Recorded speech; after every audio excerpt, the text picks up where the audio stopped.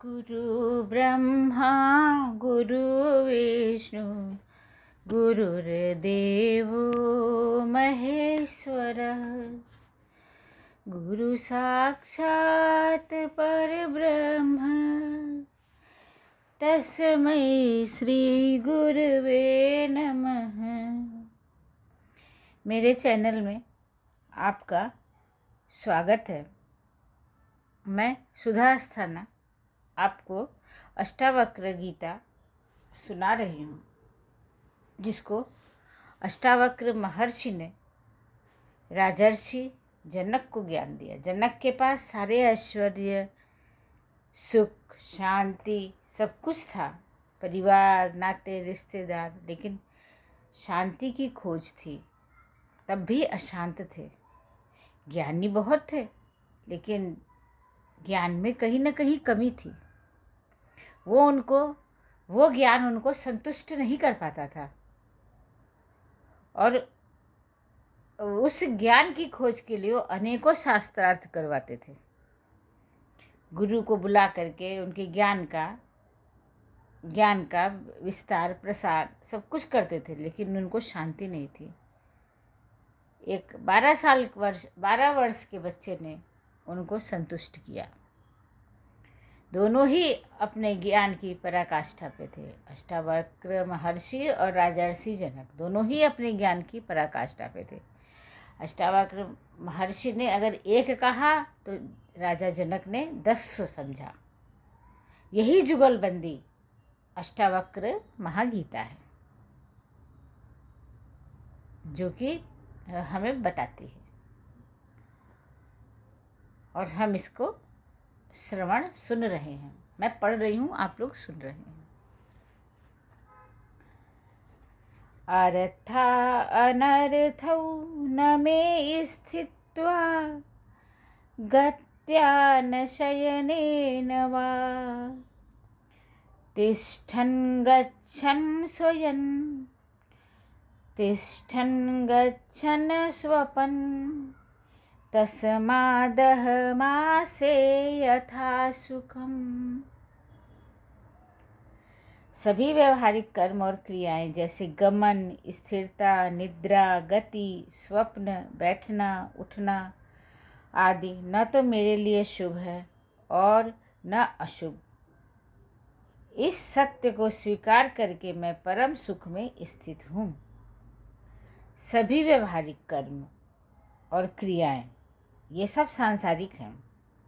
इसमें गमन, स्थिरता, निद्रा, गति, स्वप्न, बैठना, उठना, चलना, माता पिता का संबंध, माता पुत्र का संबंध, पुत्री का संबंध और नाते रिश्तों का संबंध, ये सब न मेरे लिए शुभ हैं और न अशुभ हैं। तटस्थ भाव को देखने को कहते हैं। विवेचना। देह का कार्य कारणों से होता है, और सुखों के लिए उसे कर्मरत होना ही पड़ता है, कार्य करना ही पड़ता है। व्यवसाय हेतु अगर व्यवसाय किया है तो उसके लिए आना जाना ही पड़ेगा, और विश्राम करने के लिए स्थिर होना ही पड़ेगा, घर लौट के आना ही पड़ेगा। घर में भी परिवार में बच्चे हैं, और अधिक विश्राम के लिए निद्रा मग्न भी होना पड़ेगा, नींद भी लेनी पड़ेगी, और यही वह स्वप्न आनंद भी लेता है, जिसमें कभी सुख और कभी दुख के भ्रामक दृश्य दिखाई देते हैं। ये भ्रम देते हैं जो आज सुख और दुख चक्र है। जीवन और मृत्यु के बीच में यात्रा है। ये यात्रा मैं सुखी होकर के पूरा करता हूँ या दुखी होकर के पूरा करता हूँ, और अगर सुखी होकर पूरा करूँगा तो ये सबके जीवन में है, और न ये शुभ है और न अशुभ है। तो इसलिए हमें शुभ और अशुभ का विचार करके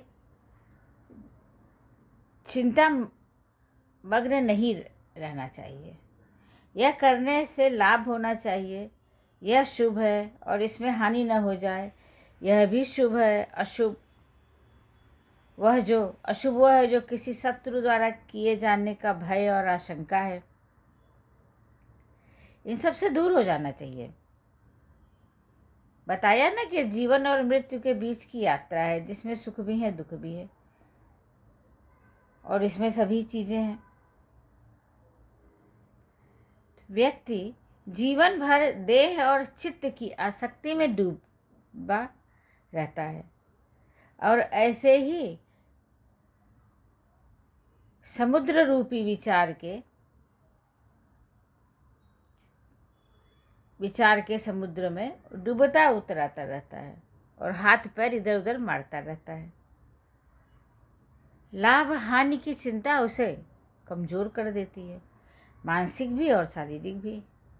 सांसारिक विषय उसे भ्रमित किए रहते हैं और इन सभी व्यवहारिक कर्मों और क्रियाओं का नाम ही जगत है।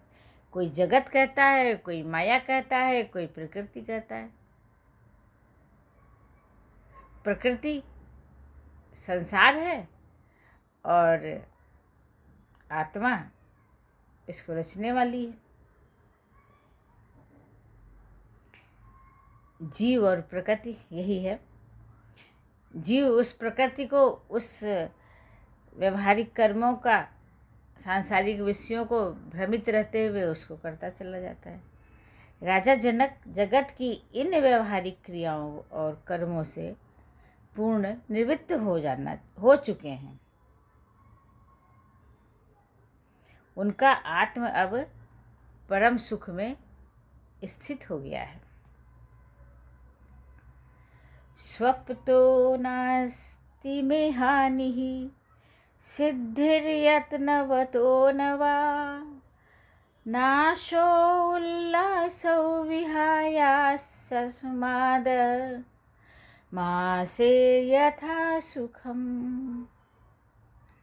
यदि मैं निद्रामग्न हूँ, अर्थात मेरी सभी इंद्रियां सुषुप्तावस्था में हैं, तब भी मुझे कोई हानि नहीं, और यदि जागृत हैं तो भी इनके द्वारा संपादित कार्य में से मेरा कोई लाभ नहीं।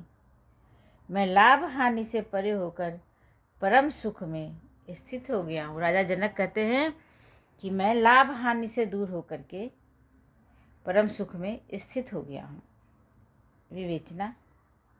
जीव के लिए जगत यह बाजार की भांति है। यहाँ विनिमय व्यवहार लागू है। कुछ देकर कुछ प्राप्त करना या बेचकर प्राप्त करना या छीनकर प्राप्त करना और आदि करने योग्य और न करने योग्य क्रियाएं भी इसी व्यवहार की श्रेणी में आती हैं। इनका भाव सदैव लाभ और हानि होता है। प्रायः व्यक्ति लाभ के लिए प्रयत्न करता है, इसके लिए वह सभी प्रकार के छल कपट भी करने को तैयार रहता है। फिर भी यह तय नहीं उसे लाभ हो ही जाए। लाभ हानि दैव प्रदत्त होती, दैव से। यह बात अज्ञानी जानता भी है, तब भी वो मानता नहीं है। वह तो स्वप्न में हुए लाभ हानि पर भी चिंतित रहता है। स्वप्न में खजाना मिला, नींद खुलते ही कुछ भी न रहा, पर रह गया एक विचित्र सा विचलन, उसे खोने का दुख, जो कि मिला ही नहीं, कभी मिला ही नहीं था। स्वप्न में हानि हो गई तो उद्विग्नता, उस हानि की चिंता जो हुई ही नहीं। क्यों चिंता करनी? जो हानि लाभ कुछ हुआ ही नहीं तो उसकी चिंता क्यों करनी है? सुखादिरूपा नियमं भावेषु लोक्य भूरिशः शुभाशुभे विहायास्मादा वह मासे यथा सुखम। महासे यथा सुखम। जन्मों की बारंबारता में मैंने सुख दुख की अनियमितता का सत्य जान लिया है। इनके आने जाने का कोई निश्चित समय और नियम नहीं होता। क्षणिक सुख दुख के शुभ और अशुभ का पूर्ण परित्याग करके मैं परम सुख में स्थित हूँ। विवेचना। जगत जन्म मरण के चक्र से संचालित है। ये पूरा संसार जन्म और मरण के चक्र से ही चलता है। जीवन और मृत्यु के बीच में यात्रा को समझता है। जीव एक देह से दूसरी देह में आता जाता है और यही आवागमन है। जो आवागमन से छूट गया वह मुक्त हो गया। वह यदि देह में भी है तो भी मुक्त है, क्योंकि उसने आत्मविज्ञ होकर देहासक्ति का त्याग कर दिया है। योनि कोई भी हो, सुख दुख उसके स्वभाव हैं जो किसी नियम से नहीं बंधे।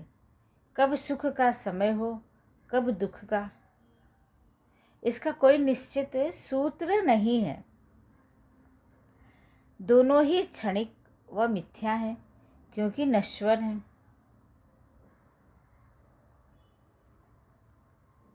सुख आते ही दुख का नाश और दुख आते ही सुख का नाश हो जाता है।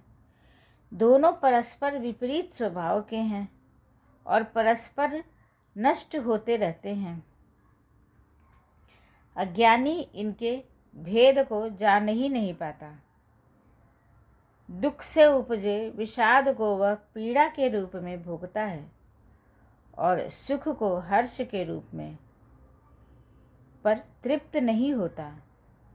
इनसे मुक्त होने का विचार नहीं करता।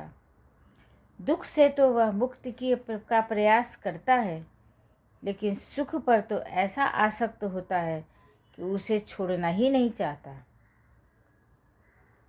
राजा जनक परम सुख में स्थित हैं। उन्हें न तो सुख की चिंता न कोई दुख की चिंता। उन्हें तो कोई विचार ही नहीं है, न इसके शुभ की न अशुभ की। वे शाश्वत भाव से सबका परित्याग करके आत्म सुख में स्थित हैं। इस प्रकार हमें भी आत्म सुख में स्थिर हो जाना चाहिए, नहीं तो परेशानियां ही परेशानी हैं। एक वक्त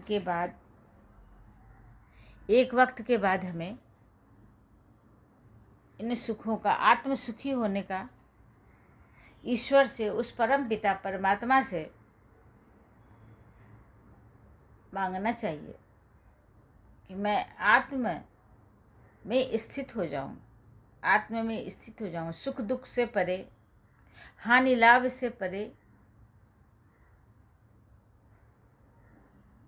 जन गमन व्यवसायिक की चिंता, इस शरीर के सारे व्यापार से मुक्त हो जाना चाहिए। जगत के सारे व्यापार से मुक्त हो जाना चाहिए।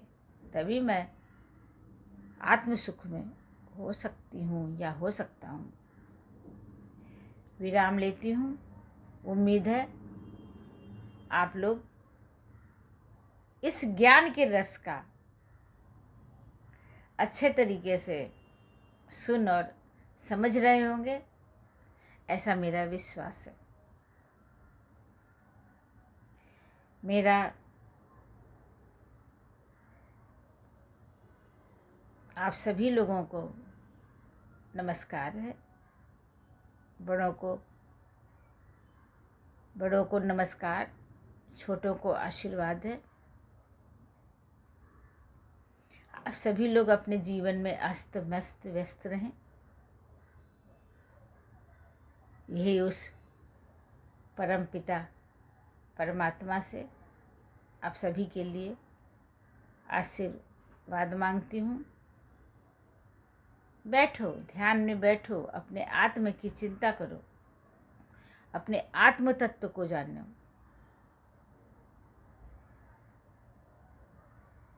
और इतने अच्छे अच्छे ग्रंथ हैं जिसका मेरा पूरा प्रयास है कि आप सभी लोगों को इससे परिचित कराऊं। नमस्कार।